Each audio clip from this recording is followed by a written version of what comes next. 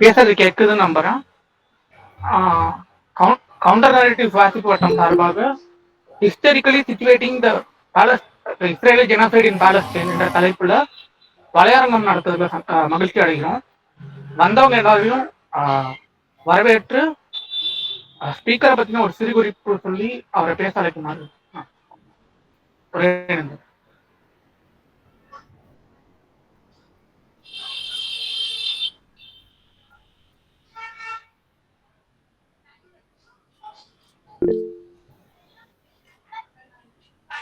முனைவர் சைஃபுதீன் குஞ்சு அவர்கள் மெட்ராஸ் பல்கலைக்கழகத்தில் உள்ள JBA centre for Islamic studies என்ற மையத்தில் பேராசிரியராக பணிபுரிகிறார்.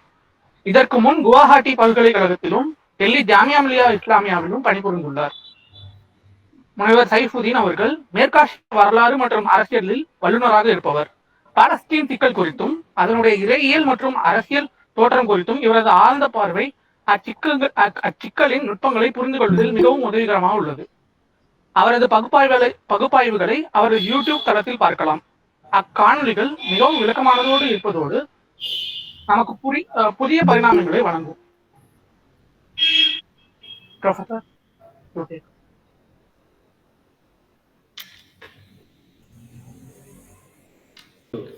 yeah. Okay, good evening, everybody. We are discussing the historically situating Israeli genocide in Palestine, a critical perspective. That's our topic. We all see what is happening across the West Asian region. Most of the Muslim, all these Arab countries, some of them are supporting Israel in a way. They are creating more agreements with Israel, the Zionist state. Some of them are supporting Palestinian issues too. So the area totally are divided into categories. One group directly or indirectly supporting Israel, and some other group is supporting Palestine too. Why I started with these statements? Because the Palestinian cause is historically known as Arab cause or Palestinian cause or a humanitarian cause, and the last one is Islamic or Muslim cause. Historically, they have all these groups have their own claims and advocates to argue that it is a nationalist cause. And some people, they say it's a regional cause too. So there are different kind of claims according to or regards to Palestinian issue. Let's discuss about the nationalist issue of Palestinians. The Palestine, according to the Israeli narratives or the Zionist narratives, they say that Palestine is the place without people, for the people without the place. That was the most known argument for the Zionist people to occupy Palestinian lands. The land without people, for the people without the land. Historically, when we take these arguments, it is totally false and bogus. Because the Palestinians, they were residing there through the centuries, even before the Prophet Muhammad or even before the Jesus Christ too. The Palestinians were there. It is started maybe by the Prophet Abraham or by his sons. You know, the Israel is the real name of his son, Ishaq's son Yaqub. Yaqub has another name that is Israel. So the meaning of sons of Israel or Beni Israel is sons of Yaqub, or the grandson of Prophet Abraham or Abraham. So the claims that the Palestinian lands there were not any kind of people in that is totally bogus or totally false. So there is a red flag in that argument. And another argument regarding to the Palestinian issue, that was it was a promised land for the Jews. You know, when we read the Bible, Holy Bible, we can see that there was a clause for this kind of claim that it will be given to the people if they are obeying the God's words and they will act according to the testaments or the holy words of the God, the Lord. But through the centuries or through the different decades, even before Jesus, they refusing the words of God, they deviated from the right path according to the Bible itself. So how they will get, or how they would get the place that will be the promised for these people. So uh, according to the Jewish Orthodox scholars too, it is actually prohibited to say that it is promised land for the Jews themselves, because we are in a fate that we have to wander across the region if we will settle in a place that will be against the will of God. Though most of the Orthodox scholars, even in Israel, they are refusing to submit the identity or entity of Jewish states in Israel. So the promised land, that was another bargain of Jewish people to capture, to occupy, to kill the inhabitants and to boycott them and to take over the place. That was another bogus or another false argument of Jewish people. But even though in the history, in 1895 and 96, there was a man who created this political Zionism. He was known as Theodor Herzl. He convened a biggest conference of Jews, the scholars, the merchants, the leaders, the bankers, especially the businessmen in the Europe. And he has gathered all of these people, and that was the first Zionist conference in 1985, in 1895. And he just a year before that, he published a book. The book, his name is the Jewish State or Jewish Trans. In that book, he said that we are going to establish a Jewish state in Palestine.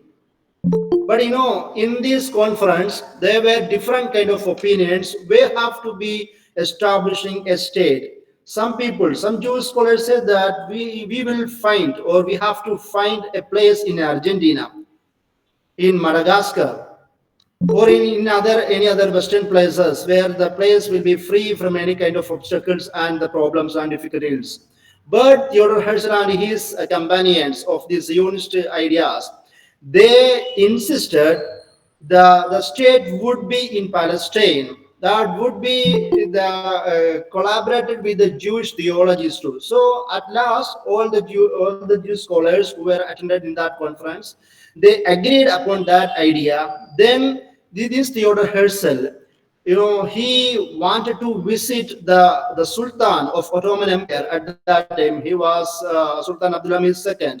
He visited Sultan Abdulhamid II, but Sultan, he was a guardian of the Palestinian region, or this Bait al-Muqaddis, or the East Jerusalem. He directly said to Theodor Herzl that we are going to give a piece of land of Palestine to any other people, because it's totally related to its inhabitants, like the people of Muslims and Christians and Jews. We are not giving any kind of piece of land to any other Zionist. But at that time, the Zionists had good hands with the British imperialism, and they collaborated with the Zionists, and they manipulated all the political leaders. They were like the young Turks within Ottoman Empire, and these young Turks actually disposed Sultan Abdulhamid II from the throne. Then in 1909, that was the deposition of Sultan Abdulhamid II. From that historical moment, the real power of Ottoman Empire collapsed.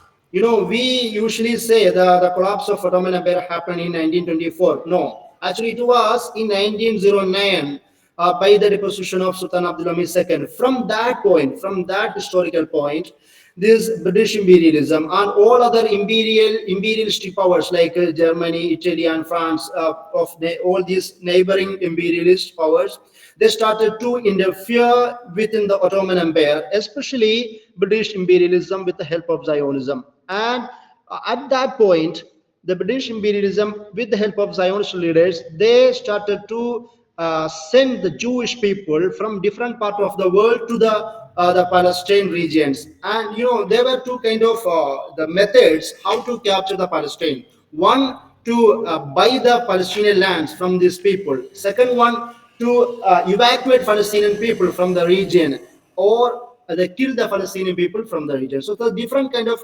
methods they used to evacuate, to displace the Palestinian people from their own land. That was happening in 1910 to 1920. All these films, there were some kind of immigrations. It is known as Aliyah immigration. Aliyah means the Jewish migration from different part of the world to the Palestinian. That started even early, in 1990s, 900s, especially 910 to 20. There were in all these decades, even before the real collapse of Ottoman Empire, with the help of Zionism and the British imperialism, all these Jewish people started to migrate from different part of, especially from Eastern and Western European states to Palestinian land. That's how the Jews were increasing. They became the majority of that place, even starting from 1920s to 1930. You know, the Palestinian people, they started to struggle, means the defy all these Zionist norms which were suppressed or pressured upon the Palestinian people. That was the first freedom struggle with the leadership of Sheikh Ali Izzuddin al-Qassam. You may hear this name, Sheikh Izzuddin al-Qassam. The Izzuddin al-Qassam is the name of military wing of Hamas, the resistance movement of Palestine now. That name actually taken from Sheikh Izzuddin al-Qassam, who was the freedom struggle, the leader of freedom struggle in 90s, 30s, 30 to 35. He fought against British imperialism and all these Zionist terrorist movement within the Palestinian lands, but he was killed in 1935. There were another kind of incidents were happening with the Palestinian. These old Zionist leaders, Zionist military groups, they attacked British personals too, British official personals too, in all this 1940, in 1905 to 40, because the British imperialism, they understood that they did some kind of mistakes to the Palestinian people.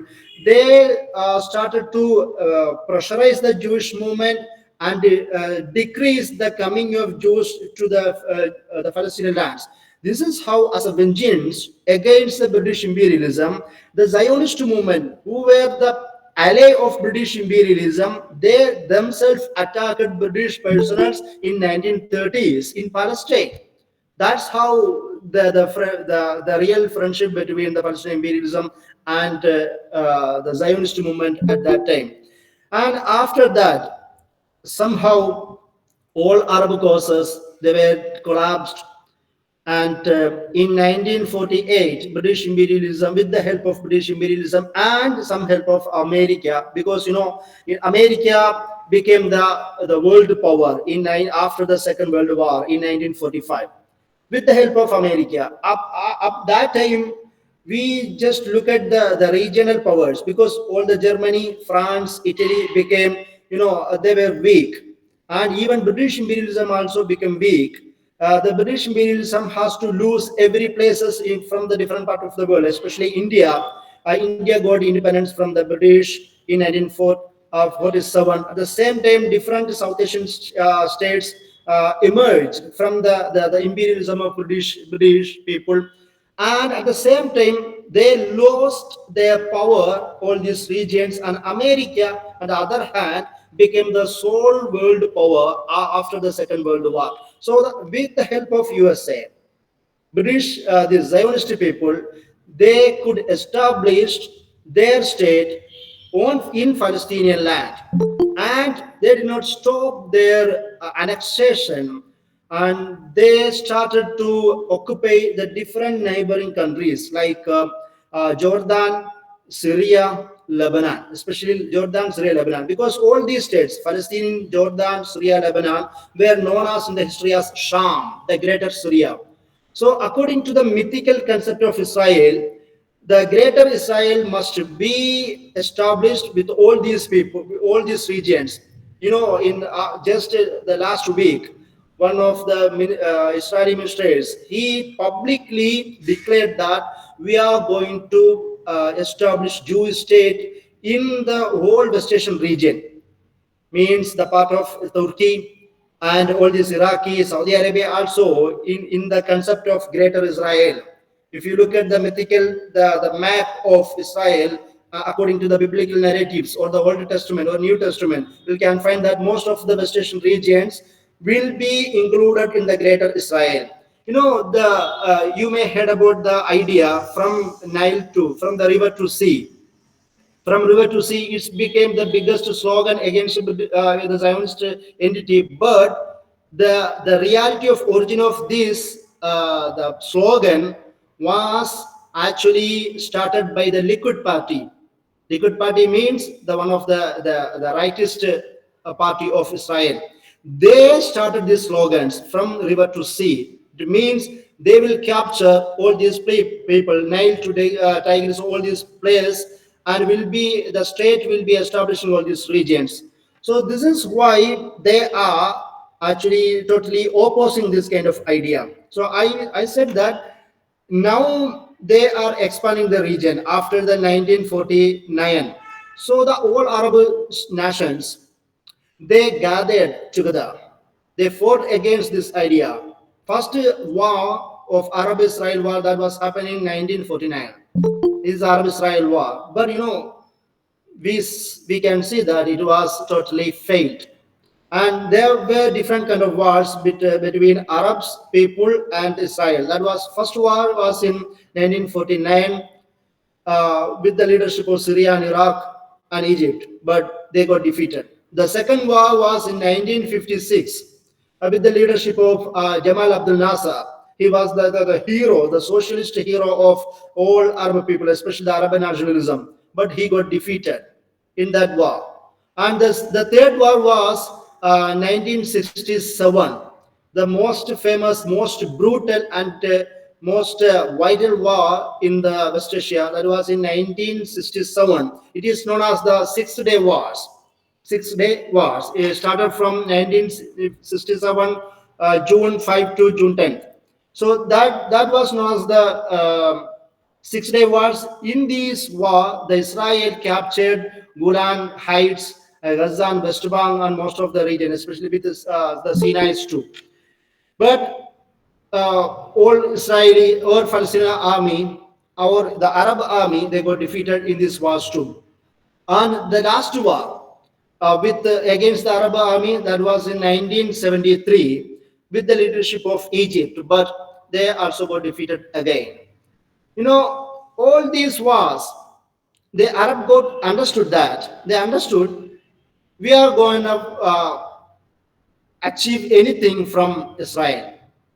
So they started to negotiate with the Israel, and they agreed the entity of the state of Israel. And in 1979, there was a Camp David Accords between Israel and Egypt with the mediation of America. And Anwar Sadat was the leader of Egypt at that time. He was the president of Egypt. And he signed that accords. Then he got the Nobel Prize for the peace for submitting the surrender of Arab pride against a colonial settler sadist state, and he got Nobel Prize for that action. But within a year, he got killed in a military parade. Then Hosni Mubarak became the new president of Egypt, starting from 1981 to the time of Arab Spring, 2011. So that was the Egyptian leadership against the Israel, but they got defeated. And what happened that the Palestinian people, they understood that we are alone in this region. Every state, Jordan also signed some kind of accords, agreements with Israel. And some other Syria also, some other places, they agreed some kind the agreements, treaties, accords with Israel. They all put the weapon in front of the might of Israel. they defeated, they surrendered themselves. Then the Palestinian people, they understood that we are alone in this battlefield. Then in 1940, in 1985 and 85 to 87, the Israeli army started to attack the Palestinian people, especially Gaza and the West Bank. Then Hamas was established with the leadership of Sheikh Ahmad Yassin, Abdulaziz Randisi, Yahya Ayash. There are many other leaders who found the Hamas in 1987. They declared the first intifada. Intifada means the resistance, means uprising against the cruelty, brutality of Israel. That how the people around the world understood the real face of Israel, starting from the first intifada in 1987. Then another intifada happened in 2000. That is known as the second intifada. So that this is the timeline of Palestinian uprising against Israel up to 20th century. That was the last one was the second intifada in 2000. In that period, in between all these incidents, there are some other kind of agreements with Arab states between Israel. That was the first one was the Camp David that agree between Israel and Egypt. Then the second one, agreements with Jordan and Israel. The third one that was in 1991, first Oslo Accords. They started the Oslo Accords debates in 1991 to 1993. The Yasser Arafat, one of the foremost freedom fighter of Palestinian cause, he surrendered his will, the will of freedom of Palestinian people in front of Israel. With the hope of that, at least we'll get some kind of place to for the Palestinians to reside there, like Gaza, West Bank, and East Jerusalem, or also known as the Masjid al-Aqsa region, Baitul Muqaddas region. But what happened that in that there were two kind of Oslo Accords. One in 1993, another one is 1995.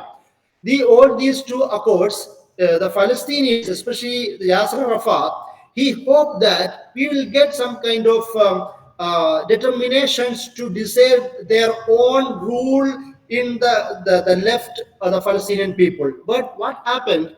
Israel actually tricked. They made a trap for the PLO, means the party of Yasser Arafat. They made a pact with the Fatah party of Yasser Arafat that the Israel will decide the security and safety of West Bank, of means the leftover of Palestinian region. They will decide the security and safety, and the Fatah will support Israel. Actually, what happened after that? Israel, they didn't stop their annexation. They became de facto rulers of Palestinians. The East Jerusalem or Masjid al-Aqsa region, it was under the world community, the international community, but de facto ruler was Israel. And with the Oslo Accords agreements of 1993 to 1995, Israel became de facto rulers of West Bank, and the Gaza was left over. That was some the far away from West Bank and the East Jerusalem.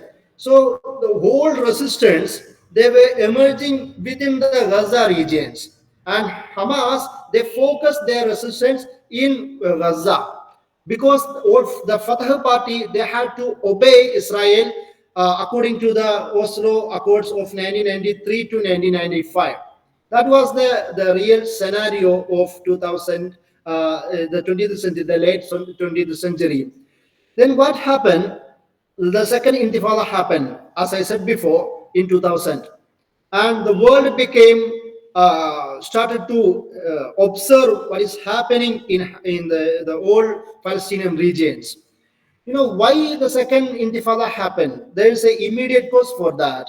One, the incident that Ariel Sharon, the former prime minister of Israel, he he bursted into Masjid al-Aqsa with some army men and created some kind of chaos within that region. The people, they agitated against Ariel Sharon, and there were some kind of protest happened, and Israel army started to shoot the people. So that was the second Intifada, started in 2000. Then the power of Palestinian peoples got divided, and they were Palestinian Authority with the leadership of Yasser Arafat. They were ruling the West Bank and Gaza too.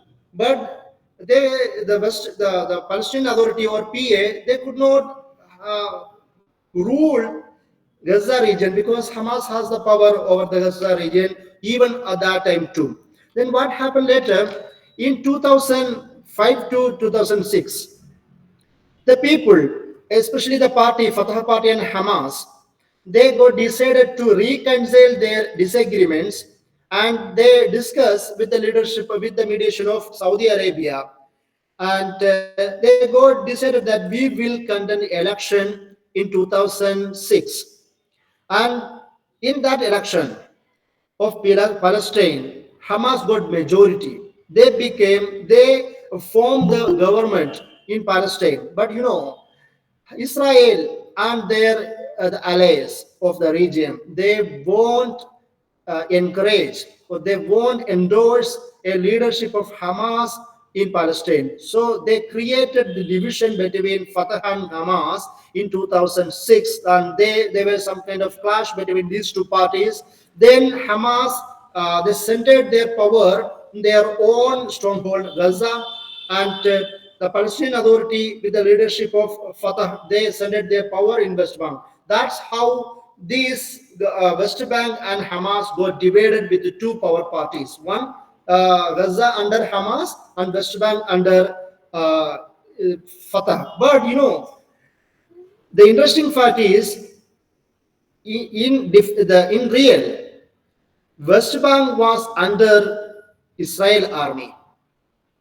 Fatah or PLO or Yasser Arafat, all these other parties, they don't have any kind of real power in West Bank. Whenever Israel wants to enter the West Bank region, whenever they want to kill anybody or capture anybody or annex their place and occupy the Palestinian lands, especially the West Bank, they can do. The West Bank or the Hamas, no, the Fatah party, they cannot do anything against Israel because of the norms of Oslo Accords in 1993, 1995. But what happened in Gaza? Hamas formed their own rule in Gaza, starting from 2006 to up now. So Gaza became real threat to Israel because, as I said before, the Masjid al-Aqsa region, the East Jerusalem, is under Israel, and West Bank now under the protection of Israel, and Gaza left actually. So Israel in different periods, starting from 2006 to in each and every year, 2009, 11, 13, 15, 17, 2020, 21, 23, in different ages, Israel started to attack Gaza. Then Palestinians, under the leadership of Hamas, they resisted. They defeated the cruelty of Israel. So actually, that is happening. So why the Tufan al-Aqsa, or the operation with the leadership of Hamas and all other resistance parties happened? It is not just like a snap decision of Hamas. It was because of the 76 years of occupation of Israel, 76 years of brutality of Israel, 76 years of genocidal attempts of Israel. That's how Hamas and all other Islamic Jihad and the different socialist militant parties within which is working in Gaza, and they coordinated this operation. The people are actually misunderstood about this, the resistance which is happening in Gaza. They think that it is only by Hamas. No, it is not like that. The people, Al Jihad al Islami and some other the socialist militant movements and the secularist militant movement, and the nationalist militant movements. There are different kind of movements. They are coordinating and collaborating under the leadership of Hamas in Gaza. It is not only that Hamas is resisting against Israel's atrocities in Gaza. So that is the real picture which is happening in now. So why, as I mentioned before, why Tufan Al-Aqsa? That is the name of the Gazan people named for this operation against Israel, because before 1 week, just before 1 week of October 7, 2023, Israel attacked West Bank, Israel attacked Gaza, and there is a long time process. And another one is there is a short time immediate cause too. So there is an immediate cause for the Palestinians resisting against Israel. There is a long time cause like 76 years of occupation. So this is why the Palestinians are resisting against Israel. So then you see the whole history. And another one, what happened in Tufan al-Aqsa, the operation of the Hamas with the leadership of Hamas in Israel? Israel created different narratives, the red flags, false narratives against this operation. They told the world that Hamas or the resistance leaders, the army, they killed babies. They cut their heads. Actually, that was wrong, false. The Western media, the same Western media, they were propagating all this Israeli propaganda. But the same time, all these Western media themselves, they corrected their narrations. They said no, that was false. Another one was they said that Hamas killed 1,400 some people, Jewish people in Israel. But later, the same media they disclosed that no, the half of the people they were killed by the Israeli security army. That was another information which came later. And another one that these freedom fighters they raped the woman. No, actually that was also false. The news came later. The real news came later. So the Israeli narratives they were challenged by the Western media themselves. Then what happened later? And Israel, the Palestinian resistance leaders, they took some people to Palestinian Gazan regions as hostage. As we discuss here, we have to understand the politics of hostage. They don't have any other option to success to gain their demands from Israeli Zionist entity. These the politics of the hostage was used by PLO, Yasser Arafat himself, and different kind of socialist parties against Israel. They used that. They were successful. And in 2006, Hamas captured a Israeli army man. His name is Gilad Shalit.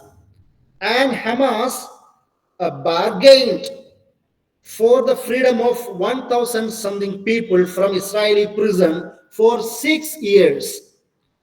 For 6 years, as a barter, to give one soldier against 1,128 Palestinian people from Israeli jail. And after 6 years, in 2011, Hamas got successful. Israel had to release these innocent Palestinian prisoners from their prisons, and Hamas gave back their soldier, one soldier against 1,000 something Palestinians.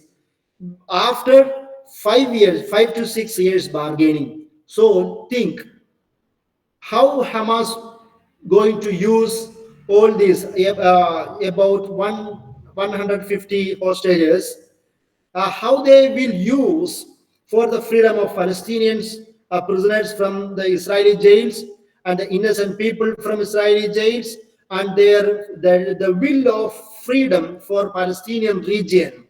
and their demands. They already put their demands in front of Palestine, Israeli Zionist entity, that we want our own determination. We want our own freedom from these Israeli occupations. The another demand is that to stop the annexation. You know, there is a very beautiful vocabulary for the occupation for Israel. That is the settlement. How can we believe, how can we imagine that somebody is coming to our home and evacuate us or kill us, and they will put their own people on our lawn, our lands, our home, and call it as a settlement? That is what the reality Israel is doing in West Bank and all other East Jerusalem regions. So Hamas also demanded that to stop annexation and never do that again. And that's how they use the hostages all for these politics. And now what is happening now, after 40,000 41,000 and something people have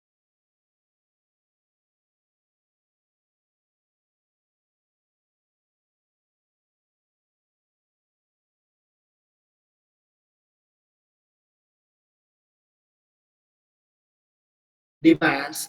And at the same time, there were some kind of ceasefire between Israel and Hamas, and these Hamas gave back some hostages. That was another successful management of hostage by the hand of Hamas. All these, the former hostages, they talk in front of media conference. They said that we were well treated,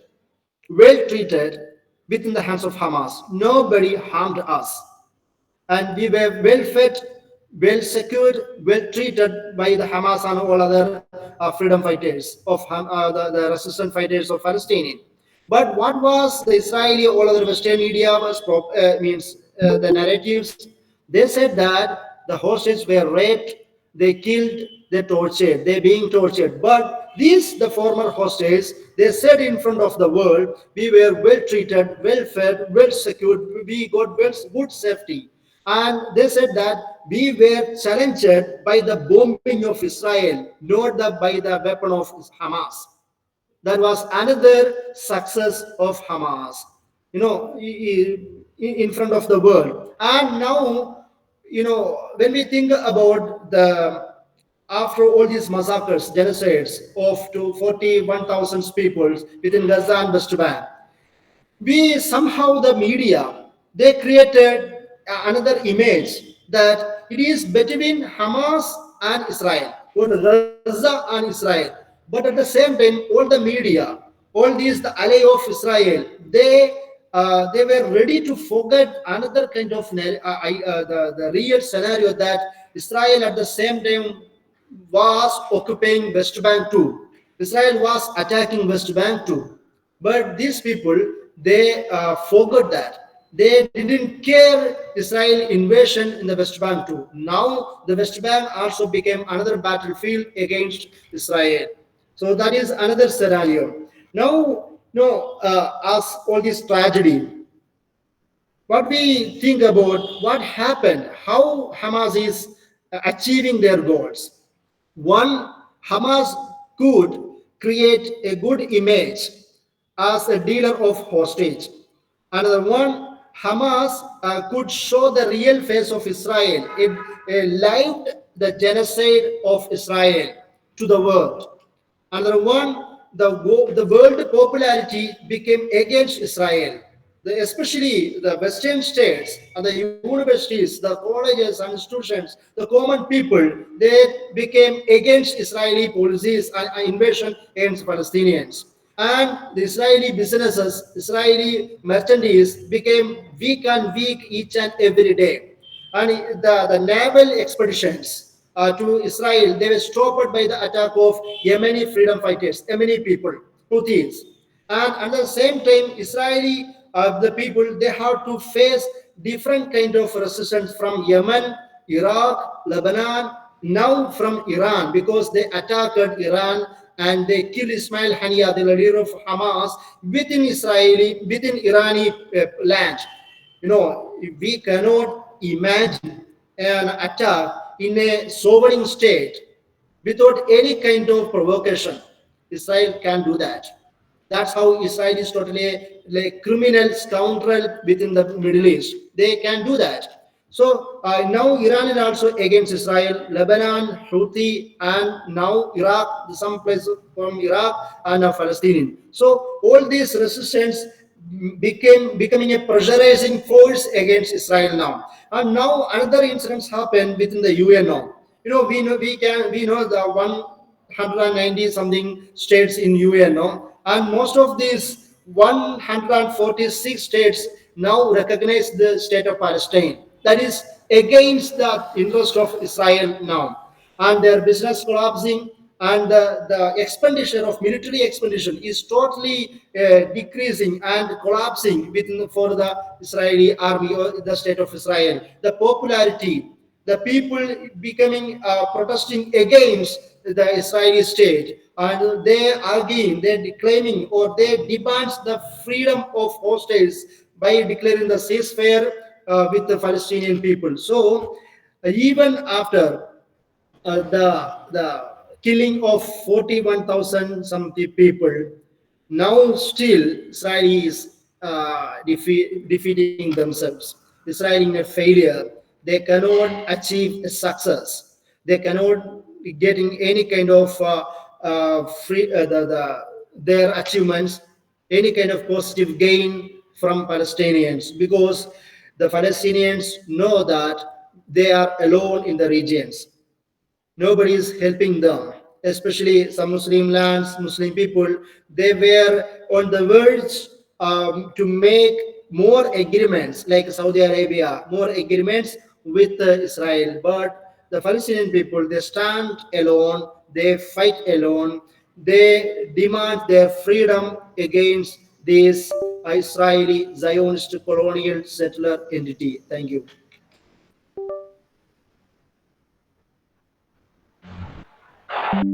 Professors, thank you so much for sharing your valuable insights. தோழர்கள் யாருக்காவது ஏதாவது கேள்வி இருந்தால் கேட்கலாம். Anybody has some question? Feel free to ask.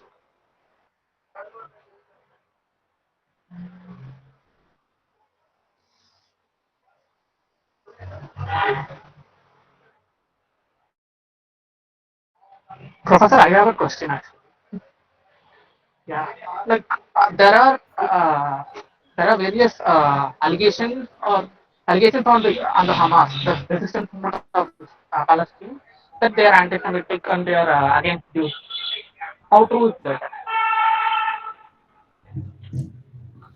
I have mentioned all these allegations now in the class. I think you may have listened to that.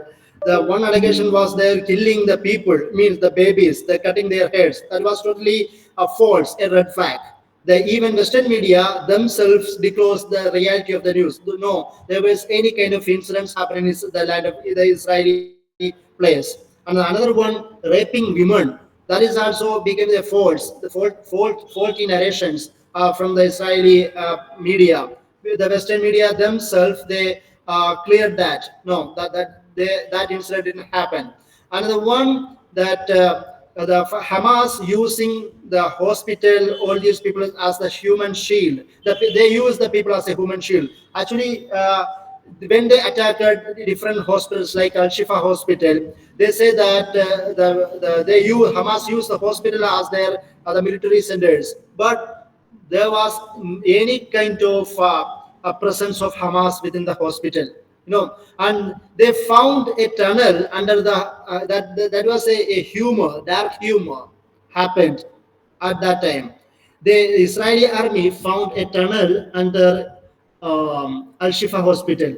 Actually, the Israeli leaders like Ehud Olmert, they came to the media and they said that actually that tunnel was created by the Israel, not by Palestinian people. You know, that was all these faulty narrations they created, but at the same time they became more and failure and more again.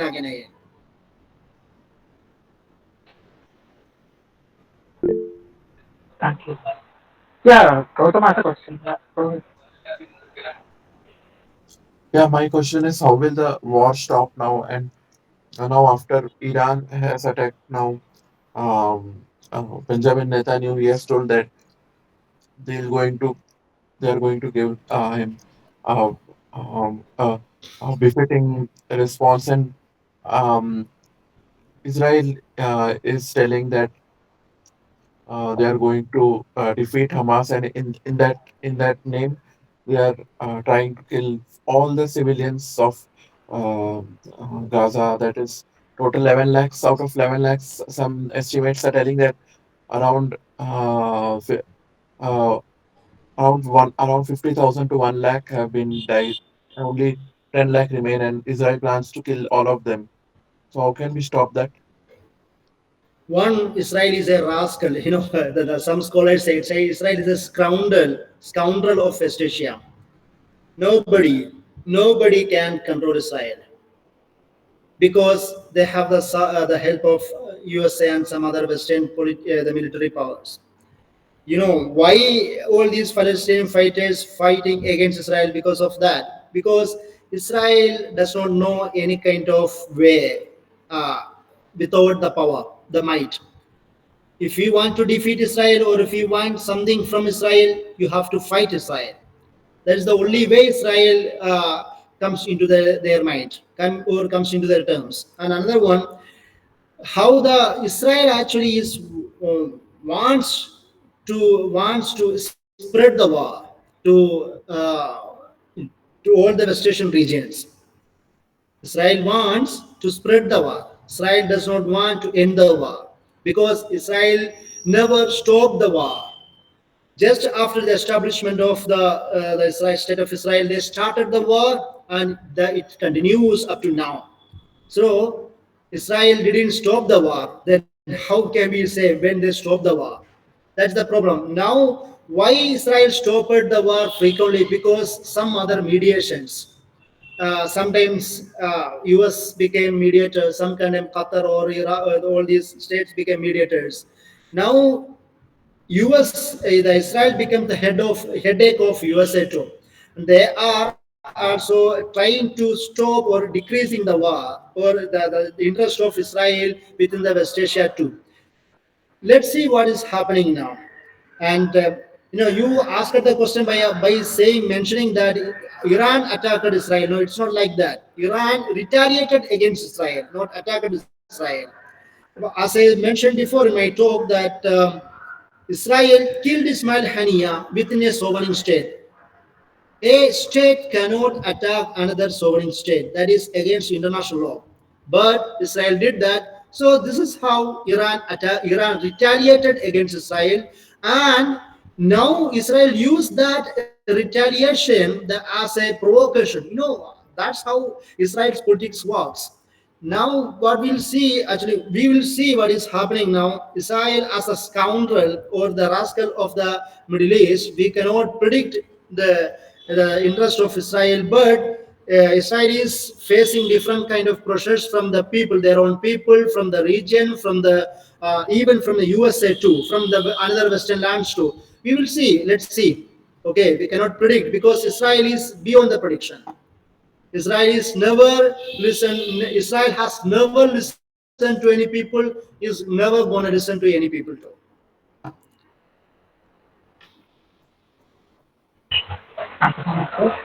Any other questions? ಕೇಳಿ ಹೇಳಿದ.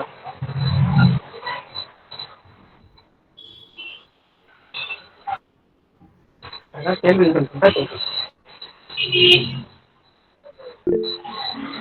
Yeah, please. Yeah. Hello, sir. Yes. So thank you for the enlightening talk. It was indeed very informative and good one.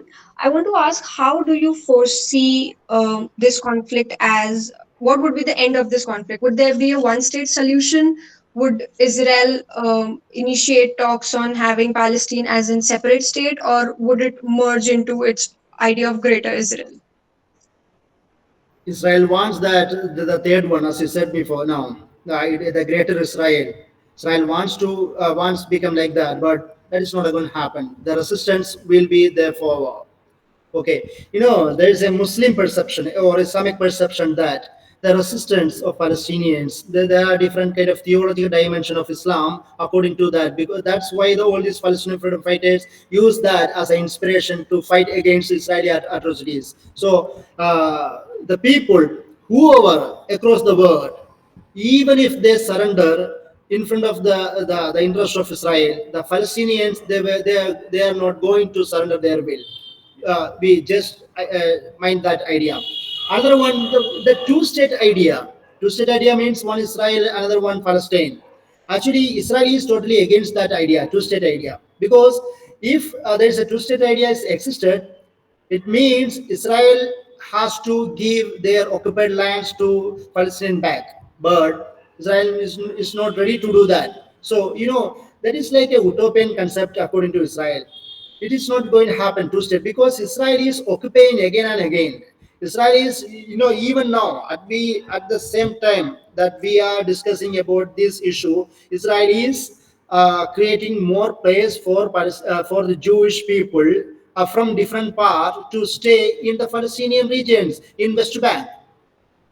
Okay, so the idea of two state, Israel is not going to admit that idea. And one, as the idea, the Hamas, they said that we are ready to accept that the border before the war of 1967 means West Bank, Gaza, and East Jerusalem regions. If the people are ready, if Israel is ready, we are ready for that. As the Palestinian regions, but Israel is not ready for that too, because Israel declared Masjid al-Aqsa as their capital. Donald Trump had that to declare the capital in Aqsa. You know that. So we are discussing this kind of options, but the reality is Israel is increasing their annexations, occupations, invasions day by day. But uh, there is a hope for Palestinians. We will succeed. We will achieve our freedom. So so far they have this will of freedom. So the resistance will be going on. Okay, Radhika. Yes, sir. Thank you. Like any other questions? One or two questions.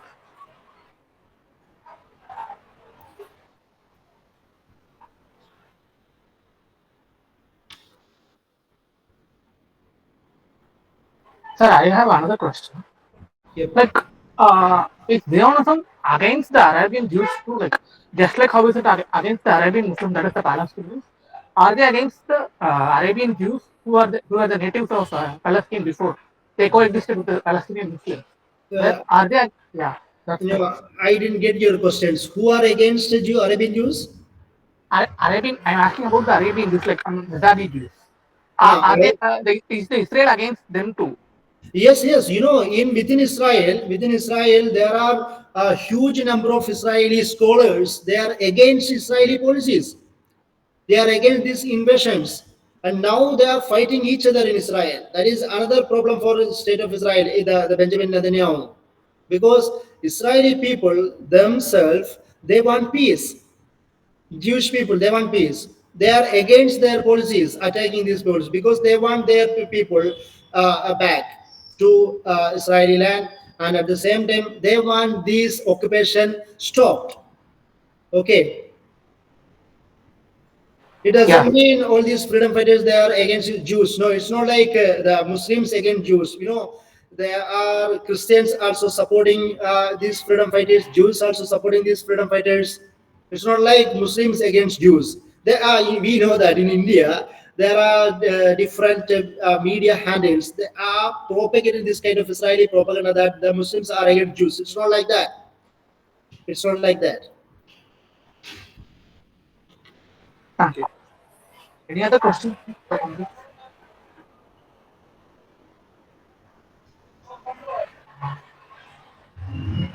There are no questions. We can wind up actually.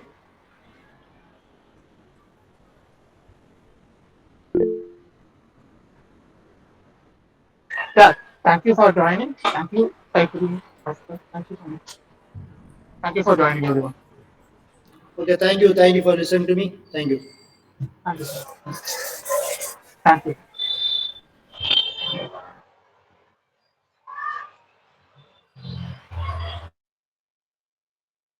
Thank you. Thank you.